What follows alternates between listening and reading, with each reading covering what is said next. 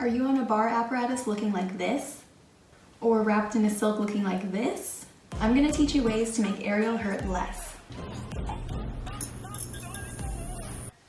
I'm not gonna lie, aerial is painful. Very painful sometimes. I first started aerial about 8 years ago, and I've been training regularly for quite some time now, and I still get bruises. So I can't really stop you from bruising, but I can help you lessen the pain. First tip, engage those muscles. If you're doing a move where you're wrapping up your thigh in a silk and you wrap up and up, it's gonna get tighter the more you wrap. Really try to keep that leg straight.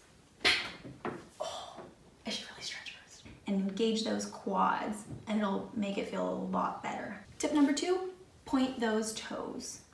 Now we love pointed toes, yes, but this also helps with engaging your muscles. See tip number 1. For example, if you're doing a knee hang on a trapeze or a hoop and you really point those toes, it's gonna engage those muscles and keep that bar from digging in so much into the backs of your knees. Tip number 3, find that sweet spot.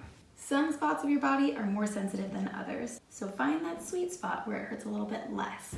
For example, if you're doing a foot lock, the middle of your foot is really gonna be a lot more painful to wrap than the back of your foot.